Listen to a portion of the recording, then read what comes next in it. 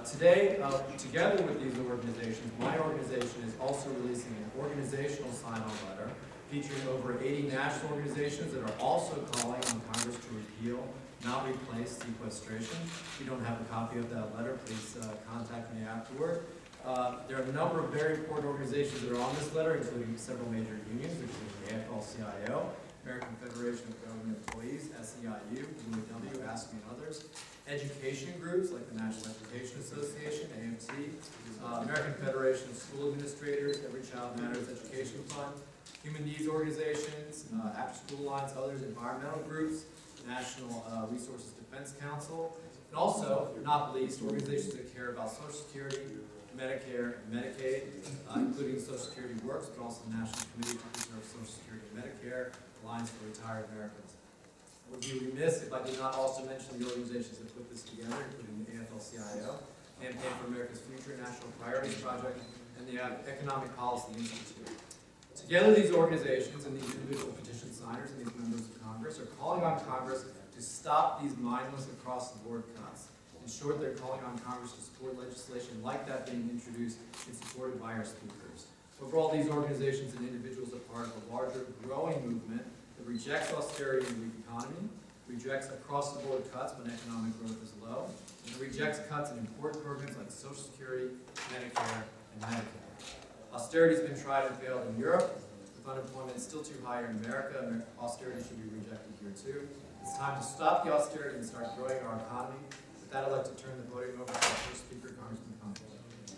Actually, we're going to call a bit of an audible here, if that's all right with everybody. I'm Ellison from Social Security Works, and I am going to just show everybody the petition that we have here, which is with 300,000 signatures, all in support of the Cancel the Sequester Act of 2013.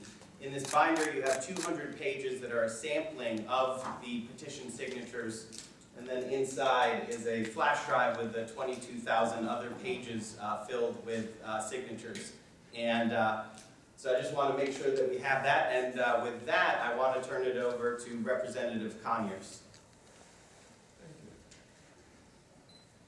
Thank you very much. Thank you very much. I'm happy to be here with my colleague, Grayson of Florida. And we represent a growing number of members who are calling us to join on H.R. 900 to cancel the Sequester Act of 2013. Ladies and gentlemen, the set of across-the-board cuts that took effect on March 1st is unique public policy for a simple reason. For a simple reason. It was purposefully designed to be a bad idea. It was so bad that everybody thought that nobody would end up supporting it. And that we work our way out of it. So let's not ever depend on Congress again to reject a bad idea. During the debt ceiling standoff in 2 years ago, the sequester was designed as a default option, so revolting to both Democrats and Republicans, it would force a bipartisan supercommittee to adopt a workable budget plan. And as we all know, the supercommittee failed miserably. They couldn't come up with it. And so the sequester fully implemented will put between 750,000 jobs at risk, and it may go up to 1 or 2 million jobs at risk. From 750,000 to 2 million are the estimates that we're facing. And even though the sequester started on March 1, guess what? You haven't begun to feel it yet. And these jobs are associated with a lot of small and medium businesses. The cuts will create tremendous uncertainty in financial markets among consumers, ultimately contributing a drag on the economy and potentially throwing a weak economy back into recession. It will undermine military readiness. Educational cuts are already kicking in. Research output is diminishing. There will be longer airport security lines, more untreated mental illnesses, and most important, more homelessness, more hunger, and even fewer federal criminal prosecutions. It should come as no surprise that according to the Wall Street Journal, this isn't a plug, Americans oppose the sequester by more than 2-to-1 margin. Thankfully, there's a way out of this self-inflicted crisis. Congress can simply cancel the sequester. So all of us got together and we wrote this powerful one-sentence bill. One sentence. Powerful sentence. Powerful sentence. Cancel the sequester. And that's exactly what we propose to do. And boy, are the support and the petitions and this encouragement coming in, as is demonstrated here today. And so we're going to deliver these petitions to none other than the Speaker of the House of Representatives, Mr. Boehner. And there have been all kinds of organizational endorsement. Our numbers are growing. And I want to really thank the Progressive Caucus, Keith Ellison and Ron Rahalva, the Congressional Black Caucus, Alan Grayson, Frederica Wilson, Sheila Jackson-Lee, who's in both caucuses. And we don't know where the politics are going to come out in the coming months on the budget fight. But one thing is certain, there will be widespread misery and suffering because of the erosion of the government services. So thanks a lot, and I'd like to yield now to the distinguished gentleman from Florida, member of the Foreign Affairs Committee, Congressman Alan Grayson. Thank you, and I yield to the distinguished lady from Texas. Mr. Chairman, do you wish I'm happy to yield? No, ma'am, we're listening. This courtesy is unbelievable. If only the House and the Speaker would take our lead. And the reason for all of this deference is to show you that members of Congress can do what is right for the American people. I am sad to be able to stand with these distinguished gentlemen because I wish that this task did not befall us, did not come to us. For the sequester is a legislative default whose time has come and gone. It is reckless, it is irresponsible, and I am most impressed that we were able to use the legislative skill with one sentence to cancel through H.R. 900 in the leadership of my chairman, John Conyers, and the leadership of the Congressional Progressive Caucus and the Congressional Black Caucus, one sentence, H.R. 900, and I must say that it is legally based and legally founded. For many of you may not know that Mr. Conyers has tenure as chairman and ranking member of the House Judiciary Committee. It simply says to eliminate that provision from the Budget Reconciliation Act. And I want to thank the hundreds of thousands of those who have petitioned And I want to explain very briefly why this is the only way to go.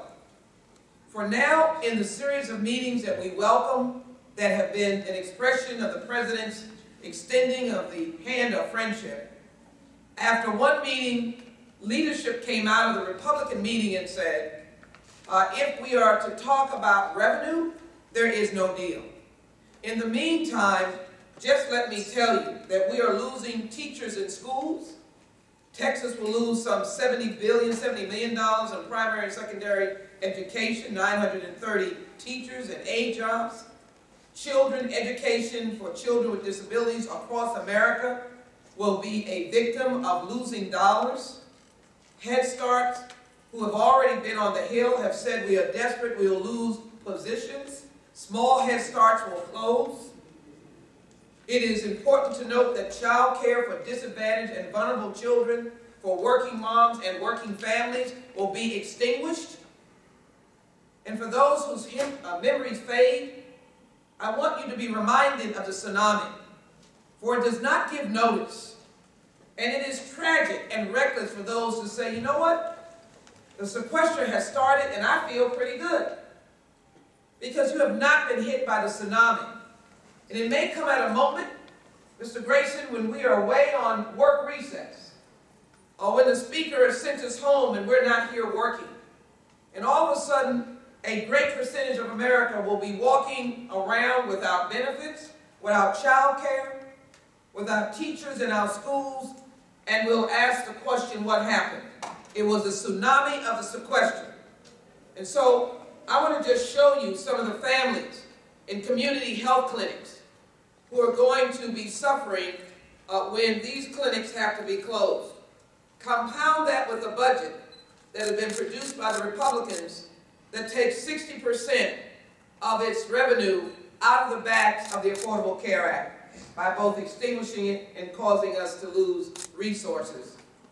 And so H.R. 900, if I might compliment these colleagues, is a genius.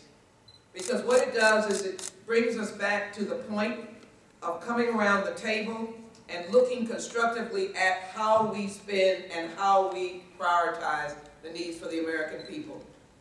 Let me just say this last point that is crucial. People who are sick are dependent upon the NIH. And in the sequester right now, as the tsunami approaches us, over $1 billion, almost $2 billion, will stop the NIH in its tracks.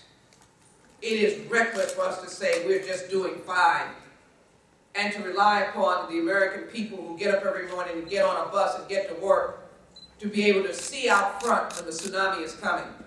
It's our responsibility, and H.R. 900 is the right story, the right action, the right time to save American lives.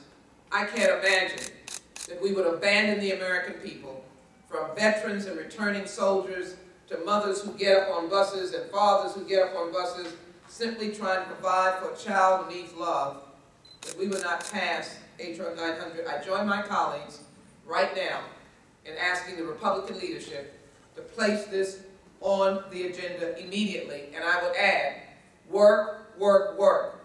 Let us stay here this weekend and pass H.R. 900.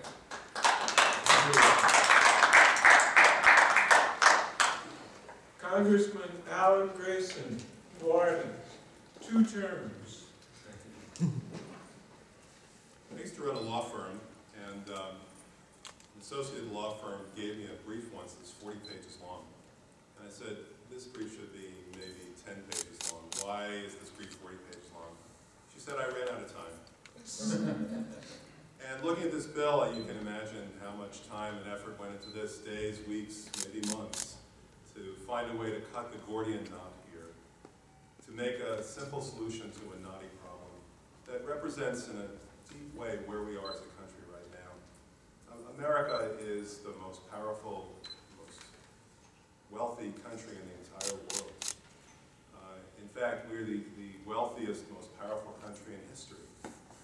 And we're doing something that can only be called ticky-tacky here with regard to the sequester.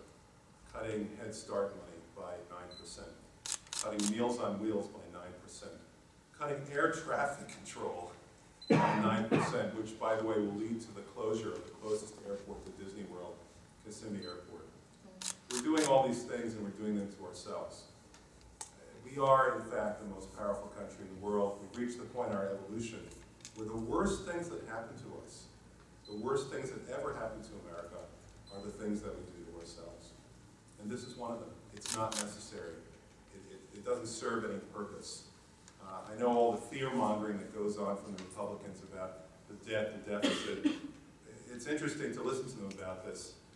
They're both for it and against it. They've got the Mitt Romney position on this sequester. They like it, but they don't like it. And the same thing is true of how they feel about it with regard to the long effects it will have. They created it, but unusually for them, they're not yet willing to destroy it, unless it destroys all of us. This bill, the sequester bill, it's going to rob us of 750,000 jobs at a minimum. At a minimum. And what is the purpose?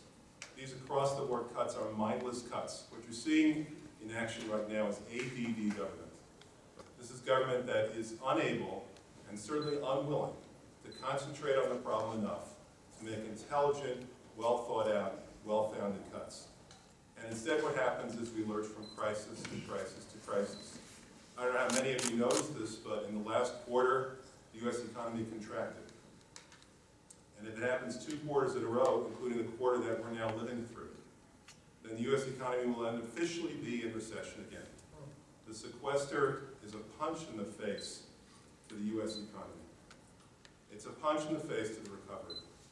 It's fundamentally irresponsible to be doing this, and especially to be doing this to ourselves. We are not Greece. Our interest rates are not 25%. We're not Spain. We don't have 25% unemployment. We are a country of enormous talent, resources, capabilities, capital, and labor. And if we simply let all these things work together, if we simply let the economy heal itself, then everything will be fine. But you know, a cut cannot be a healing. There's no way that you could possibly cut your way to prosperity. And it's sad that we have to learn that lesson over and over and over again. So I'm very much in favor of this bill. I think it's a common sense solution, certainly a very brief solution to the problems that face us and the needs that we have. We have a $13 trillion economy without enough demand to keep it going. Why are we sapping the demand that we need to keep this economy going? Laying off firefighters, laying off teachers, laying off people involved in public safety, laying off TSA agents. It's crazy. It's just crazy. And it's just one more artificial crisis that's foisted on us by the Republican Party that seems to be addicted to crisis. They are crisis junkies. They're never happy unless we have another crisis right in our face, whether it's the debt ceiling, whether it's the continuing resolution, whether it's the budget, and whether it's the sequester. They're just not happy unless something bad is happening. Well, I think we have to move beyond that for the sake of all America. That's why I support this bill. Thank you. Alan Grayson, Disney World is in his district. Ladies and gentlemen, I'm pleased to introduce Keith Ellison, member of Congress, originally from Detroit, but now Minnesota, and co-chair of the Progressive Caucus of the House of Representatives. Thank you, Mr. Chairman, and thank you for this excellent bill. I do have one question of my friend Alan Grayson before you leave. Yes.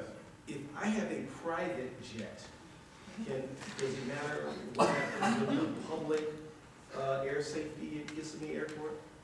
Oh, well, that's a good question. Let me just answer that. Almost all the traffic that takes place in Kissimmee Airport, 129,000 flights a year, all of which will now have to be canceled. All those flights are generally private jets. But I will tell you this, when the president came to Orlando, the president went to Kissimmee Airport. Many people don't know this, but Disney was one of the targets on Al-Qaeda's short list for the 9/11 attacks. The air traffic control over Disney World is controlled by Kissimmee, and they're responsible for keeping it clear. If there ever is an attack at Disney World, in the same way that we saw at 9/11, It will be the air traffic controllers at Kissimmee that we rely upon to warn us and to try to stop it. So that's what we're giving up for these sequester cuts. Do we really have to wait until a plane falls out of the sky to realize how wrong this is?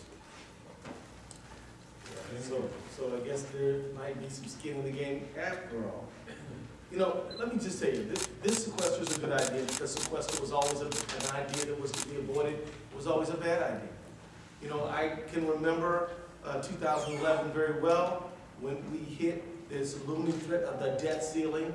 Republicans said, well, we are going to put the creditworthiness of the United States at risk, the full faith and credit of the United States. We're going to risk defaulting unless you Democrats give us devastating cuts.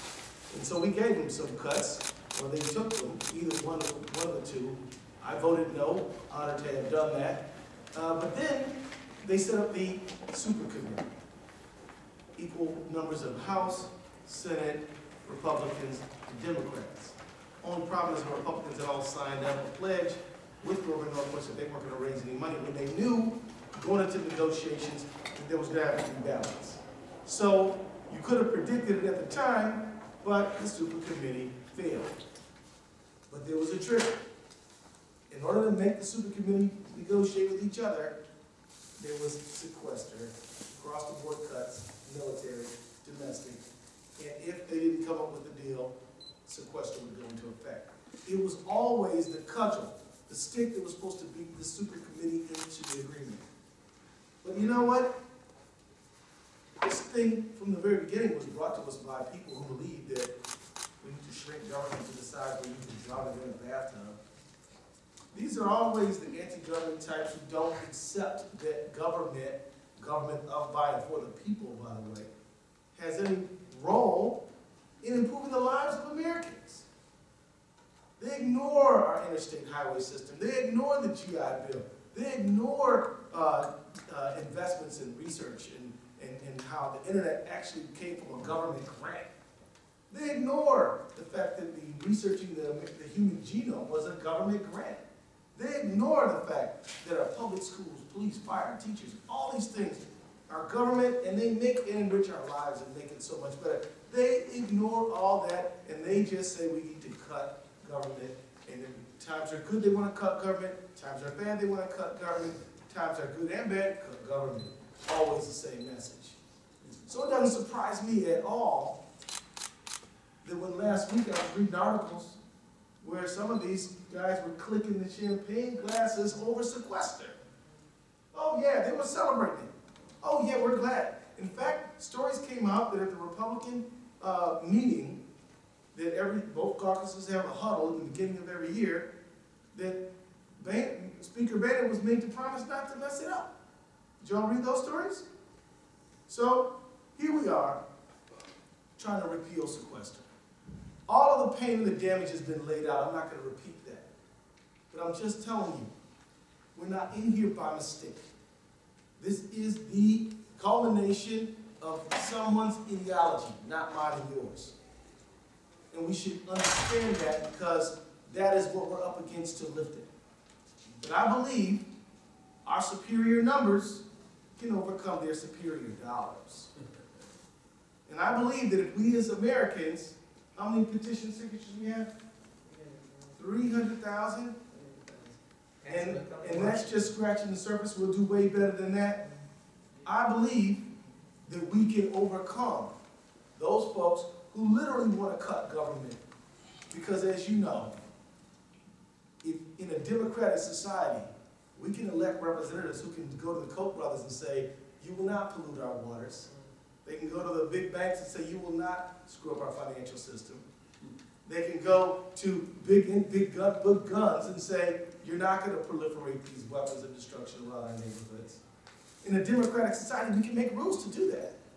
But what if we get rid of all the structures of democracy? What if we do that? Then we don't even have the institutions we need to stand up and protect the American people from improper financial pollution hazards and other sort of things that they run into. So this is why they're trying to cut government. We know that. but we're not gonna let them do it. And we got 300,000 people who say that we're right, that the public sector in our democratic society has a critical and important role, and we're not gonna let them chop it up with this, their sequester. We're gonna repeal it with HR 9. Thank you. Before we take 3 questions, I want to re-recognize